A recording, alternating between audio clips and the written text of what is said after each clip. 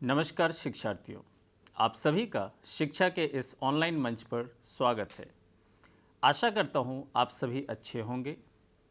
आज हम लोग कक्षा 11वीं की भूगोल की पाठ्यपुस्तक भारत भौतिक पर्यावरण के खंड 3 के अंतर्गत पाठ 4 जलवायु के तीसरे भाग के बारे में चर्चा करेंगे। आशा करता हूँ इस चर्चा के उपरांत आप सभी निम्नलिखित अवधारणाओं को समझ सकेंगे। ग्रीष्म ऋतु में मौसम की क्रियाविधि, ग्रीष्म ऋतु में आने वाले कुछ प्रसिद्ध स्थानीय तूफान, मॉनसून की विभिन्न शाखा, अरब सागर की शाखा, बंगाल खाड़ी की शाखा, मॉनसून वर्षा की विशेषताएं इत्यादि। पिछली कक्षा के अंत में हमने ग्रीष्म ऋतु में तापमान की चर्चा की थी। आइए अब हम भारत में ग्रीष्म ऋतु में वायुदाब और पवनों की चर्चा करते हैं। वायुदाब और पवनें। देश के आधे उत्तरी भाग में ग्रीष्म ऋतु में अधिक गर्मी और गिरता हुआ वायुदाब पाया जाता है। उपमहाद्वीप के गर्म हो जाने के कारण जलवायु में अंतः उष्ण कटिबंधीय अभिसरण क्षेत्र उत्तर की ओर खिसककर लगभग 25 डिग्री उत्तरी अक्षांश रेखा पर स्थित हो जाता है। मोटे तौर पर यह निम्न दाब की लंबायमान मॉनसून द्रोणी उत्तर पश्चिम में थार मरुस्थल से पूर्व और दक्षिण पूर्व में पटना और छत्तीसगढ़ पठार तक विस्तृत होती हैं। अंतः उष्ण कटिबंधीय अभिसरण क्षेत्र की स्थिति पवनों के धरातलीय संचरण को आकर्षित करती हैं, जिनकी दिशा पश्चिमी तट, पश्चिम बंगाल के तट तथा बांग्लादेश के साथ दक्षिण पश्चिमी होती है। उत्तरी बंगाल और बिहार में इन पवनों की दिशा पूर्वी और दक्षिण पूर्वी होती है। इस बात की चर्चा पहले की जा चुकी है कि दक्षिण पश्चिम मॉनसून की ये धाराएं वास्तव में विस्थापित भूमध्य रेखीय पछुआ पवनें हैं। मध्य जून तक इन पवनों का अंतः प्रवेश मौसम का वर्षा ऋतु की ओर बदलाव करता है। उत्तर पश्चिम में अंतः उष्ण कटिबंधीय अभिसरण क्षेत्र के केंद्र में दोपहर के बाद लू के नाम से विख्यात शुष्क एवं तप्त हवाएं चलती हैं, जो कई बार आधी रात तक चलती रहती हैं। मई में शाम के समय पंजाब, हरियाणा, पूर्वी राजस्थान और उत्तर प्रदेश में धूल भरी आंधियां का चलना एक आम बात है। ये अस्थायी तूफान पीड़ादायक गर्मी से कुछ राहत दिलाते हैं, क्योंकि ये अपने साथ हल्की बारिश और सुखद व शीतल हवाएं लाते हैं। कई बार ये आर्द्रता भरी पवनें द्रोणी की परिधि की ओर आकर्षित होती हैं। शुष्क एवं आर्द्र वायु सहितों के अचानक संपर्क से स्थानीय स्तर पर तेज तूफान पैदा होते हैं। इन स्थानीय तूफानों के साथ तेज हवाएं, मूसलाधार वर्षा और यहाँ तक कि ओले भी आते हैं। आइए अब हम ग्रीष्म ऋतु में आने वाले कुछ प्रसिद्ध स्थानीय तूफान के बारे में चर्चा करते हैं।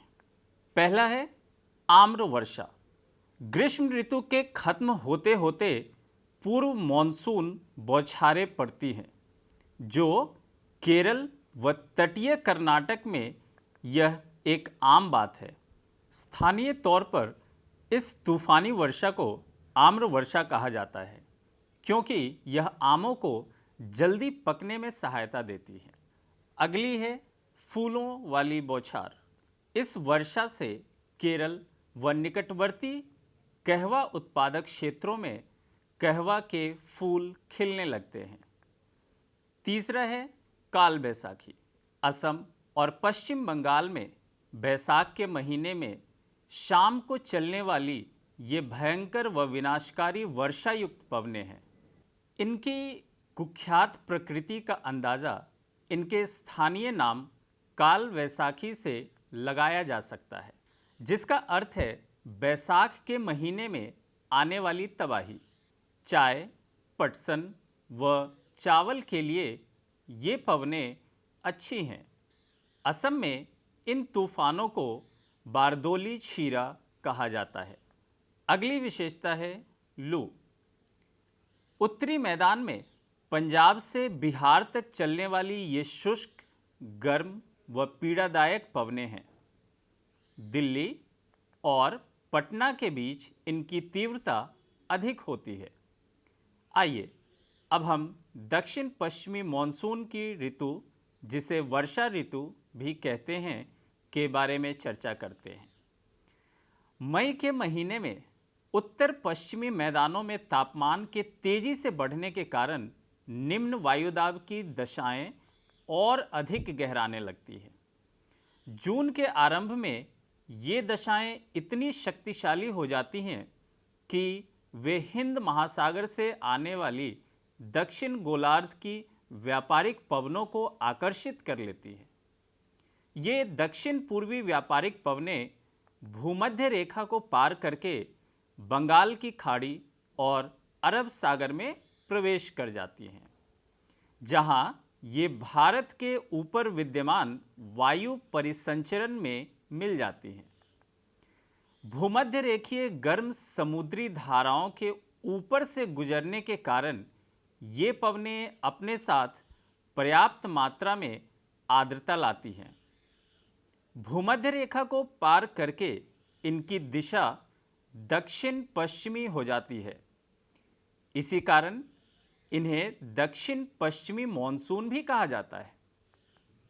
दक्षिण पश्चिमी मॉनसून की ऋतु में वर्षा अचानक आरंभ हो जाती है।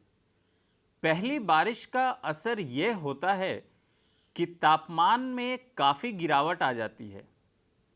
प्रचंड गर्जन और बिजली की कड़क के साथ इन आर्द्रता भरी पवनों का अचानक चलना प्रायः मॉनसून का प्रस्फोट कहलाता है। जून के पहले सप्ताह में केरल, कर्नाटक, गोवा और महाराष्ट्र के तटीय भागों में मॉनसून फट जाता है, जबकि देश के आंतरिक भागों में यह जुलाई के पहले सप्ताह तक हो पाता है। मध्य जून से मध्य जुलाई के बीच दिन के तापमान में 5 डिग्री से 8 डिग्री सेल्सियस की गिरावट आ जाती है। जो ही ये पवनें स्थल पर पहुंचती हैं, उच्चावच और उत्तर पश्चिमी भारत पर स्थित तापीय निम्न वायुदाब इनकी दक्षिण पश्चिमी दिशा को संशोधित कर देते हैं। आइए अब हम भूखंड पर मॉनसून की विभिन्न शाखाओं के बारे में जानें। भूखंड पर मॉनसून की 2 शाखाओं के बारे में पहली शाखा जो आपको जाननी है वो है अरब सागर की शाखा और दूसरी है बंगाल की खाड़ी की शाखा। आइए अब हम इन दोनों शाखाओं के बारे में विस्तार से चर्चा करते हैं। अरब सागर की मॉनसून पवनें। अरब सागर से उत्पन्न होने वाली मॉनसून पवनें आगे 3 शाखाओं में बंटती हैं। इसकी एक शाखा को पश्चिमी घाट रोकते हैं। ये पवनें पश्चिमी घाट की ढलानों पर 900 से 1200 मीटर की ऊंचाई तक चढ़ती है। अतः ये पवनें तत्काल ठंडी होकर सह्याद्री की पवनाभिमुखी ढाल तथा पश्चिमी तटीय मैदान पर 250 से 400 सेंटीमीटर के बीच भारी वर्षा करती है। पश्चिमी घाट को पार करने के बाद ये पवनें नीचे उतरती हैं और गर्म होने लगती हैं। इससे इन पवनों की आर्द्रता में भी कमी आती है। परिणाम स्वरूप पश्चिमी घाट के पूर्व में इन पवनों से नाम मात्र की वर्षा होती है। कम वर्षा का यह क्षेत्र वृष्टि छाया क्षेत्र कहलाता है। इसी ज्ञान के आधार पर आप कोशिश करें कि कोषिकोड, मैंगलोर, पुणे और बेंगलोर में होने वाली वर्षा की मात्रा और उनमें अंतर क्या है, इसे ज्ञात करने की कोशिश करें। आइए अब हम बात करते हैं अरब सागर से उठने वाली मॉनसून की दूसरी शाखा के बारे में। अरब सागर से उठने वाली मॉनसून की दूसरी शाखा मुंबई के उत्तर में नर्मदा और तापी नदियों की घाटियों से होकर मध्य भारत में दूर तक वर्षा करती है। छोटा नागपुर पठार में इस शाखा से 15 सेंटीमीटर वर्षा होती है। यहाँ यह गंगा के मैदान में प्रवेश कर जाती है और बंगाल की खाड़ी से आने वाली मॉनसून की शाखा से मिल जाती है। आइए अब हम बात करते हैं अरब सागर से उठने वाली मॉनसून की तीसरी शाखा के बारे में।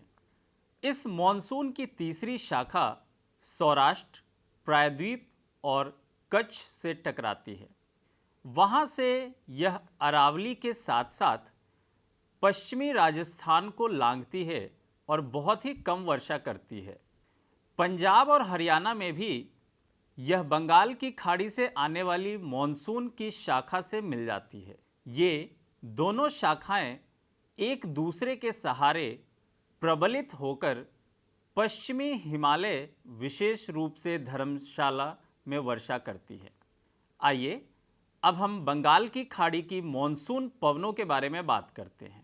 बंगाल की खाड़ी की मॉनसून पवनों की शाखा म्यांमार के तट तथा दक्षिण पूर्वी बांग्लादेश के एक थोड़े से भाग से टकराती है, किंतु म्यांमार के तट पर स्थित अराकान पहाड़ियाँ इस शाखा के एक बड़े हिस्से को भारतीय उपमहाद्वीप की ओर विक्षेपित कर देती हैं। इस प्रकार मॉनसून पश्चिम बंगाल और बांग्लादेश में दक्षिण पश्चिमी दिशा की अपेक्षा दक्षिणी व दक्षिण पूर्वी दिशा से प्रवेश करती हैं। यहाँ से यह शाखा हिमालय पर्वत तथा भारत के उत्तर पश्चिम में स्थित तापीय निम्न दाब के प्रभावाधीन दो भागों में बंट जाती है। इसकी एक शाखा गंगा के मैदान के साथ साथ पश्चिम की ओर बढ़ती है और पंजाब के मैदान तक पहुंचती है।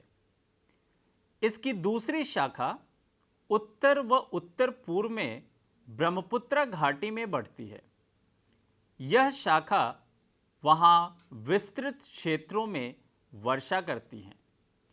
इसकी एक उपशाखा मेघालय में स्थित गारो और खासी की पहाड़ियों से टकराती है।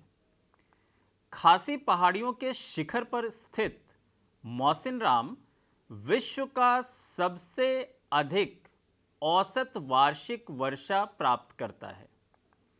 यहाँ यह जानना महत्वपूर्ण है कि तमिलनाडु तट वर्षा ऋतु में शुष्क क्यों रह जाता है। तो आइए इसके लिए उत्तरदायी कारकों के बारे में जानने की कोशिश करें। इसके लिए दो कारक उत्तरदायी हैं। पहला, तमिलनाडु तट बंगाल की खाड़ी की मॉनसून पवनों के समानांतर पड़ता है। दूसरा, यह दक्षिण पश्चिमी मॉनसून की अरब सागर शाखा के वृष्टि क्षेत्र में स्थित है। आइए अब हम मॉनसून वर्षा की विशेषताओं के बारे में अध्ययन करते हैं। पहली विशेषता है दक्षिण पश्चिमी मॉनसून से प्राप्त होने वाली वर्षा मौसमी है, जो जून से सितंबर के दौरान होती है। दूसरी विशेषता, मॉनसून वर्षा मुख्य रूप से उच्चावच अथवा भू आकृति द्वारा नियंत्रित होती है। उदाहरण के तौर पर पश्चिमी घाट की पवनाभिमुखी ढाल 250 सेंटीमीटर से अधिक वर्षा दर्ज करती है। इसी प्रकार उत्तर पूर्वी राज्यों में होने वाली भारी वर्षा के लिए भी वहाँ की पहाड़ियाँ और पूर्वी हिमालय जिम्मेदार हैं। तीसरा, समुद्र से बढ़ती दूरी के साथ मॉनसून वर्षा में घटने की प्रवृत्ति पाई जाती है। दक्षिण पश्चिम मॉनसून अवधि में कोलकाता में 119 सेंटीमीटर, पटना में 105 सेंटीमीटर, इलाहाबाद में 76 सेंटीमीटर तथा दिल्ली में 56 सेंटीमीटर वर्षा होती है। अगली विशेषता, किसी एक समय में मॉनसून वर्षा कुछ दिनों के आर्द्र दौरों में आती है। इन गीले दौरों में कुछ सूखे अंतराल भी आते हैं, जिन्हें विभंग या विच्छेद कहा जाता है। वर्षा के इन विच्छेदों का संबंध उन चक्रवातीय अवदाबों से है जो बंगाल की खाड़ी के शीर्ष पर बनते हैं और मुख्य भूमि में प्रवेश कर जाते हैं। इन अवदाबों की बारंबारता और गहनता के अतिरिक्त इनके द्वारा अपनाए गए मार्ग भी वर्षा के स्थानिक विवरण को निर्धारित करते हैं। अगली विशेषता है, ग्रीष्मकालीन वर्षा मूसलाधार होती है, जिससे बहुत सा पानी बह जाता है और मिट्टी का अपरदन होता है। अगली विशेषता, भारत की कृषि प्रधान अर्थव्यवस्था में मॉनसून का अत्यधिक महत्व है, क्योंकि देश में होने वाली कुल वर्षा का 3/4 भाग दक्षिण पश्चिमी मॉनसून की ऋतु में प्राप्त होता है। अगली विशेषता है, मॉनसून वर्षा का स्थानिक वितरण भी असमान है, जो 12 सेंटीमीटर से 250 सेंटीमीटर से भी अधिक वर्षा के रूप में पाया जाता है। अगली विशेषता है, कई बार पूरे देश में या इसके एक भाग में वर्षा का आरंभ काफ़ी देर से होता है। अगली विशेषता है इसकी, कई बार वर्षा सामान्य समय से पहले समाप्त हो जाती है। इससे खड़ी फसलों को तो नुकसान पहुंचता ही है और इसके साथ साथ शीतकालीन फसलों को बोने में भी कठिनाई आ जाती है।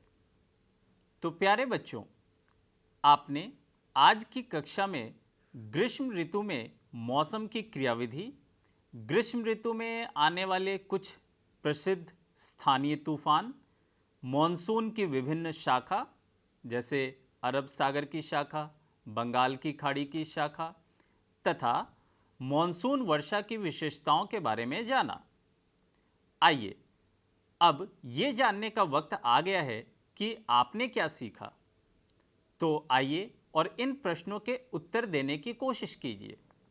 प्रश्न संख्या 1, भारतीय उपमहाद्वीप के गर्म हो जाने के कारण जुलाई के अंत उष्ण कटिबंधीय अभिसरण क्षेत्र उत्तर की ओर खिसककर लगभग डैश पर स्थित हो जाती है। तो आपके पास ऑप्शंस हैं 5 डिग्री उत्तरी अक्षांश रेखा, 15 डिग्री उत्तरी अक्षांश रेखा, 25 डिग्री उत्तरी अक्षांश रेखा या 45 डिग्री उत्तरी अक्षांश रेखा। प्रश्न संख्या 2, निम्नलिखित कथन सत्य है या असत्य?